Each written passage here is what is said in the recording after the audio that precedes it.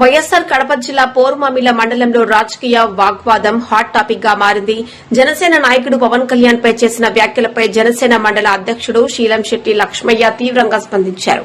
BC నాయకుడు శ్రీనివాస్ యాదవ్ మాట్లాడిన భాష అభ్యంతరకరమని పేర్కొన్నారు. లక్ష్మయ్య నోరు అదుపులో పెట్టుకోకపోతే తగిన మూల్యం చెల్లించవలసి వస్తుందని గట్టిగా హెచ్చరించారు. బీసీల కోసం బీసీవై పార్టీ చేపట్టిన దీక్షను మేము అభినందిస్తున్నామని, కానీ వ్యక్తిగత విమర్శలు చేయడం సరైనది కాదని స్పష్టం చేశారు. గతంలో బీసీ నాయకులపై దాడులు జరిగినప్పుడు శ్రీనివాస్ యాదవ్ ఎక్కడ ఉన్నాడని ప్రశ్నించిన ఆయన బీసీ ఎస్సీ ఎస్టీల ప్రక్షాళన ఎప్పుడు జనసేన నిలబడుతుందని తెలిపారు. పవన్ కళ్యాణ్ ను అవమానించేలా మాట్లాడడం అంగీకార యోగ్యం కాదని, ఇలాంటి వ్యాఖ్యలను పునరావృతమైతే కఠిన చర్యలు తప్పవని హెచ్చరించారు. అలాగే బీసీవై పార్టీకి ఏమైనా డిమాండ్ ఉంటే ప్రభుత్వాన్ని అడగాలని, వ్యక్తిగత దూషణలు చేయడం వల్ల పార్టీకి నష్టం తప్ప లాభం ఉండదని అన్నారు. ఇక జనసేన తెలంగాణలో కూడా పోటీ చేస్తుందని, 2 రాష్ట్రాల్లో తమకు బలమైన మద్దతు ఉందని లక్ష్మయ్య స్పష్టం చేశారు. మరోసారి ఇలాంటి వ్యాఖ్యలు చేయకుండా జాగ్రత్తగా ఉండాలని శ్రీనివాస్ యాదవ్ కు సూచించారు. అందరికీ నమస్కారం. మాది కడప జిల్లా బద్దెల పూర్ణమ మండలం. నేను జనసేన పార్టీ శీలంశెట్టి లక్ష్మయ్య. ముందుగా మీడియా మిత్రులకు, ప్రేక్షకులకు నా ఉదయపూర్వక నమస్కారాలు. ఈ యొక్క మీడియా యొక్క సమావేశం నేను కొన్ని నిమిషాలు ఈ మధ్యకాలంలో 4 రోజుల నుంచి మన ఏపీలో ఒక సంఘటన జరుగుతుంది. ఆ సంఘటన గురించి మాట్లాడాలని రావడం జరిగింది ముందుకు.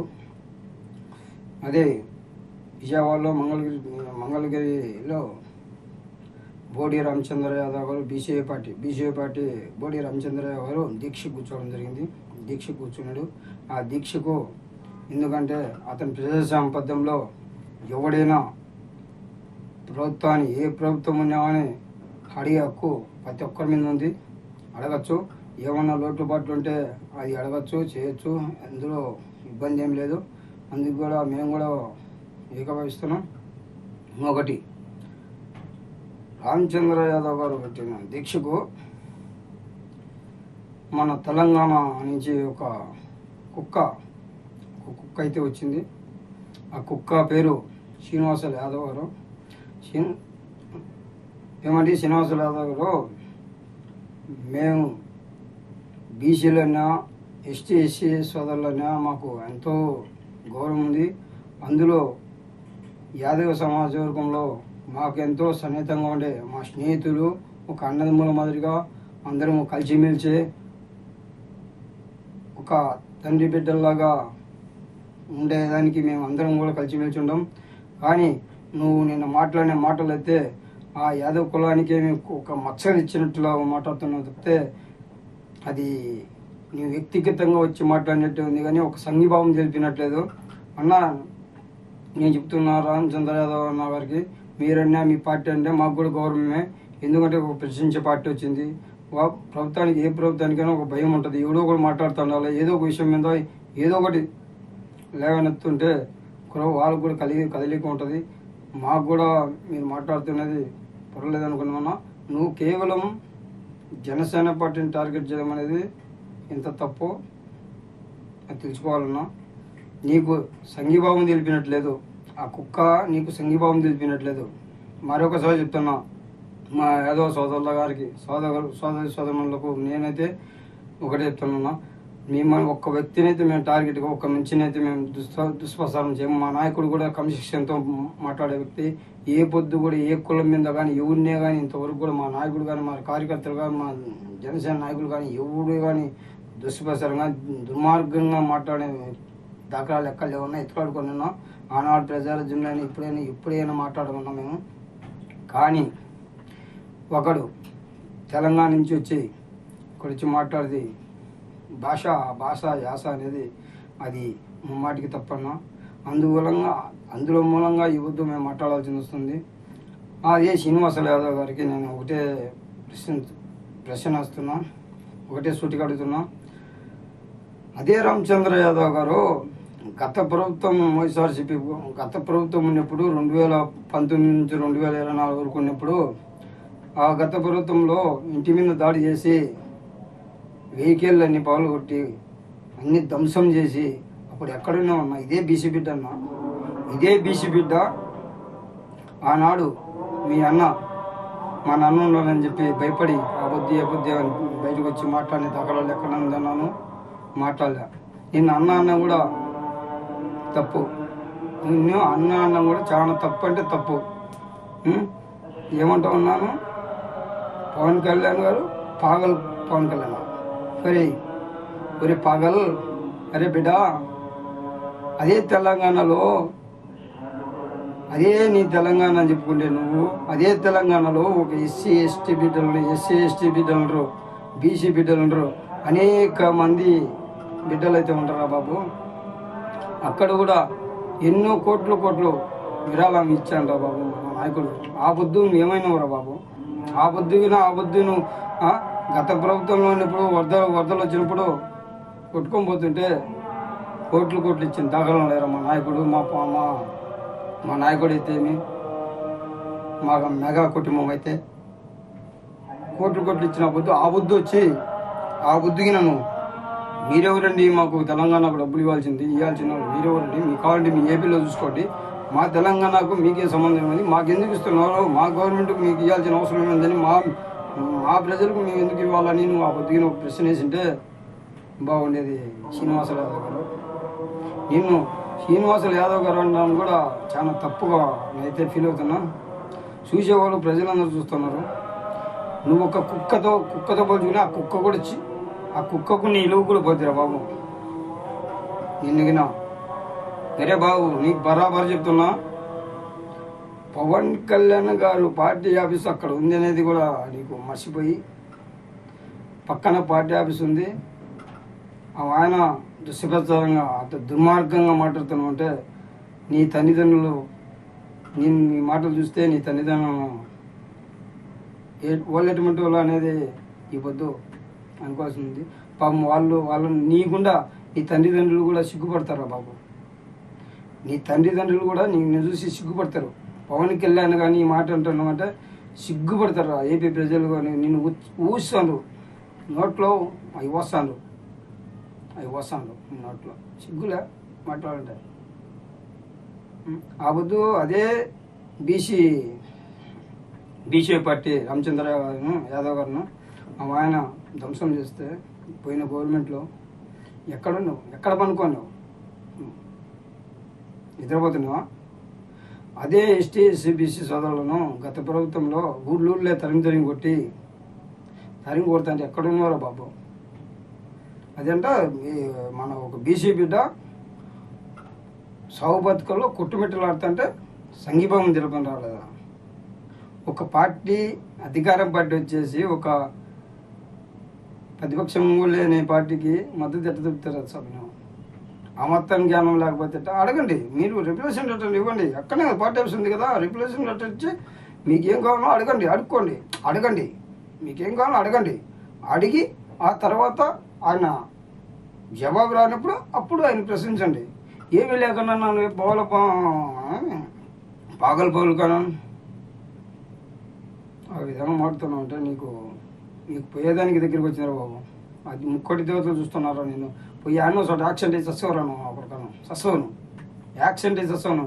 మాకు అందులో రాయలసీమ అంటే భాష ఎట్టుంటుందో తెలుసా నీకు? నీకంటే డబుల్ అంత 10 రెట్లు మేము మాట్లాడగలిగే సత్తా మాకుంది.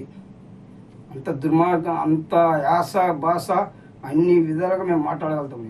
కానీ మా తల్లిదండ్రులు మాకు నేర్పించిన సంస్కారం, మళ్ళా తర్వాత మా నాయకుడు మాకు నేర్పించిన సంస్కారం క్రమశిక్షణతో ఉండమని. ఇప్పుడు కూడా మా నాయకుడు ఏం మాట్లాడాలని మేము భయపడుతూ మాట్లాడుతుంటాం. ఒక మాట మాట్లాడితే బాగుండదు లేని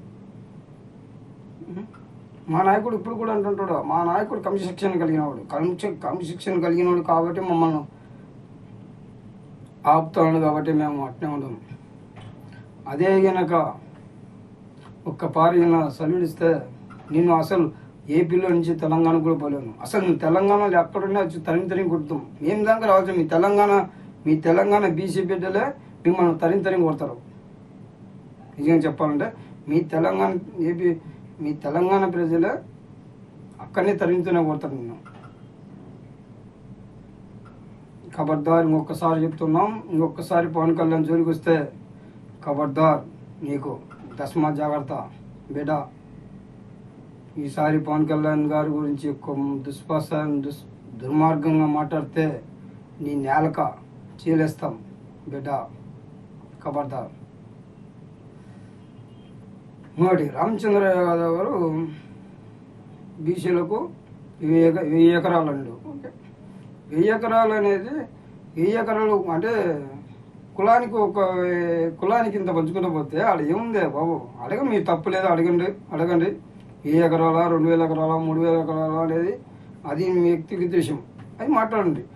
ఇంతకు ఈ శ్రీనివాస యాదవ్ గారు అనే వ్యక్తి సంఘీభావం తెలపడానికి వచ్చినట్లేదు, బీసీ పార్టీని అనగతొక్కడానికి వచ్చినట్టే ఉంది, ప్రజలందరూ అనుకుంటున్నారు. ఈ వచ్చే దరిద్రుడు బీసీ పార్టీ ఆయన ఏదో దీక్షలో కూర్చుంటే ఇంకా బురద దిగిపోయాడు. ఏపీ ప్రజలందరూ చూస్తున్నారు, తెలంగాణ ప్రజలందరూ చూస్తున్నారు. పవన్ కళ్యాణ్ గారిని నిన్న అన్న మాటలు